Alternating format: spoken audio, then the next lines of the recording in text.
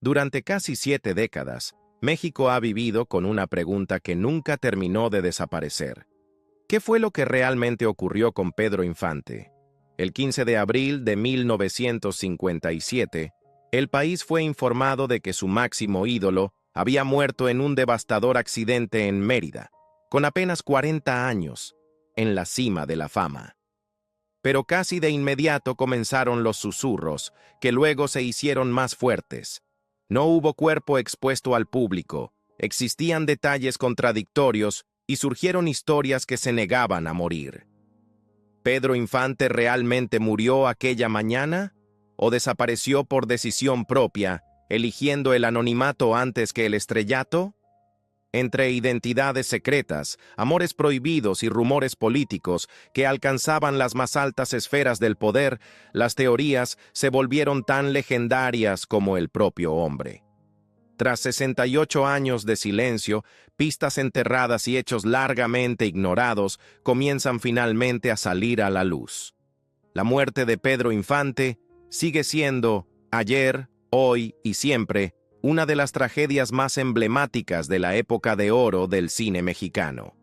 Para el momento en que su vida fue truncada, ya había protagonizado decenas de películas que se convertirían en clásicos perdurables, profundamente arraigados en la memoria cultural del país. Su éxito fue mucho más allá de la actuación. Como cantante, su voz recorrió toda América Latina, convirtiéndolo en un símbolo de la identidad mexicana. Por eso, su muerte repentina y trágica, a los apenas 39 años, fue algo que muchos simplemente no pudieron aceptar ni asimilar por completo. Para comprender la magnitud de esa pérdida, es necesario volver a mirar quién fue realmente Pedro Infante. Nacido como José Pedro Infante Cruz el 18 de noviembre de 1917 en Mazatlán, Sinaloa, fue hijo de Delfino Infante García y María del Refugio Cruz Aranda. Creció en una familia numerosa de 15 hijos, marcada por la pobreza y el dolor. 6 de sus hermanos murieron en la primera infancia. Como muchos niños de su generación, Pedro dejó la escuela a temprana edad para trabajar y ayudar a sostener a su familia. Bajo la guía de su padre, aprendió el oficio de la carpintería, una labor que practicaría durante toda su vida. Delfino también era músico, y la música se convirtió en una influencia poderosa durante la infancia de Pedro. Desde muy joven, mostró una notable aptitud, aprendiendo por su cuenta a tocar la guitarra, el violín, el piano y la batería. Sin recursos para una formación artística formal, se apoyó en la disciplina, el instinto y las enseñanzas de su padre, forjándose como un artista autodidacta, impulsado por la pasión más que por el privilegio. Su carrera musical comenzó en Guamúchil, donde cantaba con la banda de su padre, La Rabia. El potencial fue inmediato. Con el tiempo, Pedro emprendió su propio camino, incursionando en la radio y más tarde en el cine. Su debut en la pantalla llegó en 1939 con En un burro tres baturros, seguido de su primer papel importante en la Feria de las Flores. A partir de ahí, su ascenso fue imparable. En apenas 14 años, participó en alrededor de 60 películas, entre ellas Nosotros los Pobres, La vida no vale nada y A toda máquina, y grabó cerca de 350 canciones que se convirtieron en parte del soundtrack emocional de México. Pedro fusionó de manera natural la actuación y la música, cantando con frecuencia dentro de sus propias películas y transformándolas en narrativas musicales inolvidables.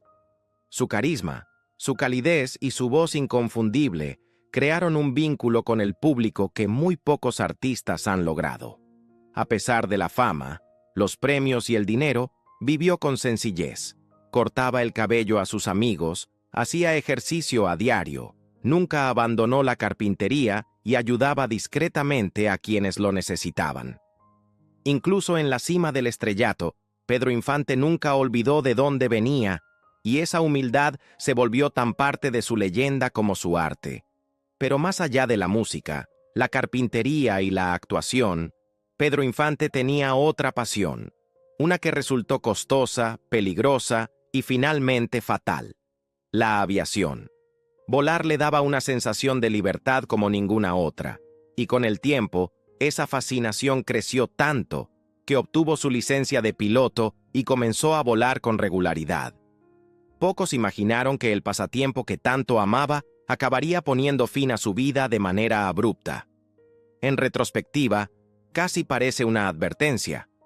Pedro ya había sobrevivido a varios accidentes aéreos antes del último. Uno de los incidentes ocurrió en Guasave, Sinaloa, durante un intento de despegue fallido. Otro, mucho más grave, tuvo lugar en Zitácuaro, Michoacán, cuando una avioneta se estrelló y le provocó una fractura de cráneo tan severa que los médicos tuvieron que colocarle una placa de platino en la cabeza. Aún así, esas heridas no lograron mantenerlo en tierra. Pese a los riesgos y a las cicatrices en su cuerpo, Pedro se negó a dejar de volar. El cielo seguía llamándolo, y él siempre respondía. El tercer accidente ocurrió el 15 de abril de 1957. Aquella mañana, Pedro despegó del aeropuerto de Mérida, en Yucatán, pilotando un C-87 Liberator Express, una aeronave utilizada durante la Segunda Guerra Mundial. Lo acompañaban el capitán Víctor Vidal y el mecánico Marciano Bautista. Su destino era la Ciudad de México, pero nunca llegarían. Apenas 5 minutos después del despegue, la tragedia se desató. Alrededor de las 8 de la mañana, la aeronave volaba a unos 200 metros de altura cuando algo salió terriblemente mal. Testigos y reportes posteriores hablaron de una pérdida repentina de control, posiblemente provocada por una falla en el motor. No hubo tiempo para maniobrar. El avión se precipitó y se estrelló violentamente contra una propiedad a varios kilómetros del centro de la ciudad, quedando completamente destruido. Pedro Infante murió al instante, con apenas 39 años, en un accidente espantoso que dejó al país en shock. La noticia se propagó con una velocidad devastadora, sumiendo a México y a gran parte de América Latina en un duelo colectivo. El impacto fue tan abrumador que se reportaron desmayos, crisis nerviosas e incluso personas que se quitaron la vida presas de la desesperación. En un giro trágico del destino, el cuerpo de Pedro fue trasladado a la Ciudad de México en avión, un último viaje irónicamente ligado a la pasión que había marcado sus últimos años. Su velorio congregó a cientos de miles de personas. Las flores inundaron el lugar, el aire se llenó de llanto y los seguidores esperaron durante horas solo para despedirse. Rodeado de familiares, amigos y una multitud de admiradores devotos, Pedro fue escoltado hasta su última morada por una marea humana que se negaba a dejarlo partir. Su ataúd fue sacado entre un calor sofocante y una emoción desbordada, un testimonio poderoso del amor de un pueblo que no estaba listo para aceptar su pérdida. Tal vez porque la muerte fue tan repentina y tan difícil de asimilar, pronto comenzaron a circular sospechas de que la tragedia había sido montada, de que todo era una elaborada mentira, y de que Pedro Infante seguía con vida. Su fallecimiento desató una ola de teorías conspirativas que con el tiempo se volvieron cada vez más complejas, involucrando supuestamente al gobierno mexicano, a poderosas familias políticas e incluso a narcotraficantes. Estos rumores se alimentaron de un detalle inquietante. El cuerpo recuperado del accidente aéreo había quedado calcinado hasta ser irreconocible, lo que hacía imposible confirmar con absoluta certeza que realmente perteneciera a Pedro Infante. Una de las figuras que más tarde reavivó estas sospechas fue César Augusto Infante, un cantante mexicano que afirmó públicamente ser nieto de Pedro Infante. Era hijo de Cruz Infante, nacido como Pedro Antonio Suárez Casañas, quien a su vez aseguraba ser hijo del cantante, aunque ninguno presentó pruebas concluyentes para respaldar esa relación. Aún así, la falta de evidencia hizo poco para frenar la propagación de los rumores. En una entrevista concedida en 2022, César Augusto volvió a encender la polémica al presentar nuevas teorías sobre la supuesta muerte de Pedro Infante. Según él, el legendario cantante no murió en 1957. Una de las afirmaciones más sensacionalistas involucraba un supuesto romance secreto entre Pedro Infante y Christiane Martel, la actriz francesa y reina de belleza coronada Miss Universo en 1953. Aseguró que ambos se conocieron en la década de 1950 durante una reunión de personalidades influyentes en el Centro Cultural de San Ángel, donde habría comenzado una relación discreta pero intensa. La situación, según este relato, se complicó porque Martel ya estaba comprometida con Miguel Alemán Velasco, hijo del expresidente mexicano Miguel Alemán Valdés. César Augusto afirmó que, cuando Martel quedó embarazada de un hijo de Infante, la relación fue considerada políticamente inaceptable. Para proteger la poderosa alianza que representaba ese matrimonio, supuestamente fue obligada a interrumpir el embarazo. Poco después, Martel se casó con el hijo del expresidente, tal como estaba previsto.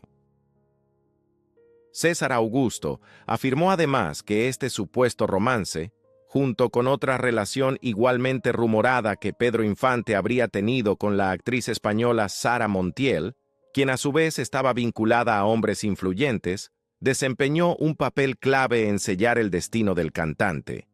Según su teoría, estos enredos personales, combinados con presiones políticas en los más altos niveles, dieron lugar a una conspiración diseñada para sacar por completo a Pedro Infante de la vida pública. Según la versión más extrema de la historia, el accidente que supuestamente mató a Pedro Infante nunca ocurrió realmente. En su lugar, habría sido un plan cuidadosamente orquestado para apartarlo de la escena pública. Mientras el país lloraba a su mayor ídolo, él habría sido mantenido en aislamiento durante un tiempo y luego liberado bajo una nueva identidad. César Augusto Infante aseguró que personas vinculadas al gobierno mexicano amenazaron y en algunos casos asesinaron a gente cercana a Pedro, que cuestionó la versión oficial de su muerte o intentó localizarlo tras el supuesto engaño. César también insistió en que varias figuras famosas del mundo del espectáculo conocían la verdad. Mencionó a artistas y actores como Los Tigres del Norte, Silvia Pinal, Antonio Aguilar y Tintán, afirmando que sabían que Pedro Infante no había muerto realmente y que toda la tragedia había sido montada. Según este relato, el primer intento serio de exponer el supuesto engaño ocurrió en 1985, cuando el padre de César, Cruz Infante, apareció en un programa de televisión y declaró abiertamente que Pedro Infante seguía con vida. Lo que ocurrió después no hizo más que profundizar el misterio. Tras hacer esa declaración en televisión en vivo, el programa se fue a un corte comercial. Cuando regresó al aire, Cruz Infante ya no estaba en el set. 2 años después, en 1987, Cruz Infante, quien afirmaba ser hijo de Pedro, fue asesinado junto con otros miembros de su familia durante una presentación pública en Veracruz. Los defensores de la teoría conspirativa sostienen que los asesinatos fueron una consecuencia directa de haber hablado sobre la supuesta supervivencia de Pedro Infante. Otra teoría presentada por César Augusto llevó la historia a un terreno aún más oscuro. Afirmó que Pedro Infante se había visto involucrado, sin saberlo, con organizaciones del narcotráfico mexicano. Según esta versión, Infante habría sido utilizado como contrabandista sin darse cuenta, disfrutando de privilegios y lujos, como su querido avión, otorgados por poderosos intermediarios. Durante mucho tiempo, todo pareció normal, hasta que comenzó a notar irregularidades. El punto de quiebre, según esta versión, llegó cuando las autoridades aduanales dejaron de revisar repetidamente la carga de su avión. Sospechando que algo no estaba bien, Pedro habría decidido revisar él mismo la mercancía y descubrió algo aterrador: armas, joyas y drogas que no le pertenecían. Furioso y conmocionado, enfrentó a los responsables y exigió apartarse de cualquier operación ilegal que se estuviera llevando a cabo a sus espaldas. A partir de ese momento, sostiene la teoría, Pedro Infante se convirtió en un estorbo, lo que habría preparado el escenario para la conspiración destinada a borrarlo de la vida pública para siempre. De acuerdo con esta versión de los hechos, cuando Pedro intentó liberarse de quienes lo controlaban, fue rápidamente confrontado con las consecuencias. Supuestamente fue amenazado y advertido de que negarse a cooperar significaría regresar a la pobreza, o algo peor. Los líderes con los que trataba habrían dejado la elección brutalmente clara, prisión o muerte. A pesar de recibir amenazas constantes, se dice que Pedro Infante las ignoró, convencido de que aún podía salir de la situación bajo sus propios términos. La teoría sostiene que todo llegó a su punto crítico al llegar al aeropuerto de Mérida. Allí, hombres armados lo habrían interceptado y le informaron que, a partir de ese momento, dejaría de existir como Pedro Infante, su esclava de oro, uno de sus objetos personales más reconocibles, le fue retirada y colocada en otro hombre de complexión y apariencia similares. Pedro, según el relato, fue apartado por la fuerza y obligado a abordar otra aeronave. Esa pulsera terminaría siendo un elemento clave para identificar el cuerpo calcinado del accidente, que por lo demás resultaba completamente irreconocible. Los partidarios de la teoría sostienen además que el avión involucrado estaba destinado originalmente a ser hundido en el mar, lo que habría hecho casi imposible reunir pruebas o confirmar quiénes habían estado realmente a bordo. Durante el vuelo, supuestamente había hombres armados presentes. Cuando el piloto intentó retomar el control y oponerse, se habría producido un forcejeo dentro de la aeronave. Los disparos dañaron la hélice, provocando que el avión perdiera el control y se estrellara violentamente contra el suelo. Aunque estos relatos ya eran extremos, pronto surgiría otra teoría que los superaría a todos. 6 años después de la supuesta muerte de Pedro Infante, una figura inesperada apareció en la televisión mexicana y dejó al público atónito. Su nombre era José Antonio Hurtado Borjón, un cantante mexicano conocido artísticamente como Antonio Pedro. Lo que llamó la atención no fue su música, sino su asombroso parecido con Pedro Infante. Cuando apareció en vivo en TV Azteca, el conductor le preguntó repetidamente si en realidad era el propio Pedro Infante. Antonio Pedro no lo confirmó ni lo negó. Evadió las respuestas directas, se mostró incómodo ante las comparaciones e insistió en que no quería hablar de su pasado ni de su memoria. El supuesto nieto de Pedro Infante fue mucho menos cauteloso. Afirmó abiertamente que Antonio Pedro era en realidad su abuelo, asegurando que la repentina aparición del cantante en los medios no era una coincidencia. Según él, el momento estaba ligado a la muerte del expresidente mexicano Miguel Alemán Valdés, una figura poderosa que, según decía, detestaba a Pedro Infante. Con Alemán fuera de escena, sugería la teoría, Pedro finalmente era libre de reaparecer. La historia cruzó fronteras rápidamente. En 1990, The Washington Post publicó un artículo titulado El curioso regreso de Infante, estableciendo paralelismos entre los avistamientos de Antonio Pedro y las persistentes apariciones atribuidas a Elvis Presley tras la muerte de Elvis. En el mismo reportaje, los periodistas también hablaron con Irma Dorantes, la mujer que había sido esposa de Pedro Infante. Su reacción fue tajante y cargada de cansancio. Rechazó con dureza las afirmaciones en torno a Antonio Pedro, diciendo que, si pudiera, lo golpearía de pura frustración tras soportar 3 décadas de rumores sobre su difunto esposo. Dorantes dejó claro que estaba harta de que desconocidos la llamaran, la detuvieran en la calle o insistieran en que habían visto a Pedro con vida. Para ella, la idea no solo era falsa, sino cruel. Repetía una pregunta sencilla. Si ese hombre realmente fuera su esposo, ¿por qué nunca había ido a verla a ella, ni a sus hijos, ni a sus nietos? El misterio nunca se resolvió oficialmente. Antonio Pedro murió el 22 de junio de 2013 en Delicias, Chihuahua, y fue sepultado en el Panteón Municipal de la ciudad. Tras su muerte, muchos admiradores visitaron su tumba no para rendir homenaje a Antonio Pedro, sino para tributar a Pedro Infante. Algunos siguieron convencidos de que Antonio había sido Pedro todo el tiempo, silenciado por amenazas e incapaz de revelar la verdad. Otros, en cambio, rechazaron la idea por completo. Un residente de Delicias, que llevaba muchos años en la ciudad, declaró públicamente que Antonio Pedro no era Pedro Infante, y aseguró haber conocido a ambos en persona. Para él, las diferencias eran evidentes, especialmente en la voz. Insistió en que Antonio simplemente no cantaba como Pedro y que no eran la misma persona en ningún sentido real. Años más tarde, la polémica resurgió una vez más.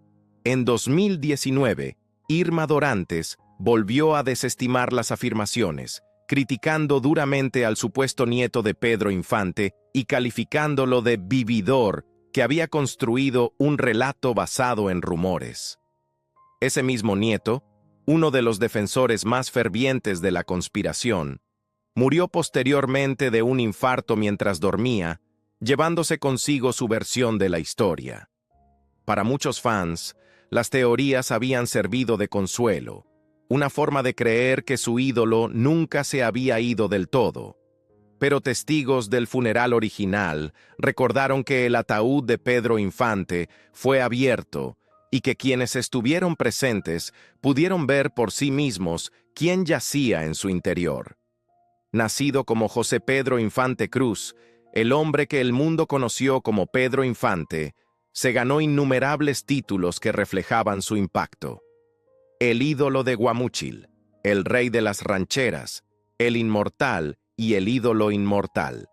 Se crea o no en las conspiraciones, su inmortalidad reside en otro lugar, en las canciones, en las películas y en el vínculo emocional que forjó con generaciones enteras. Décadas después de su trágica muerte en Mérida, a los apenas 39 años, Pedro Infante sigue siendo una de las figuras más grandes de la época de oro del cine mexicano y una de las voces más perdurables de la música latinoamericana.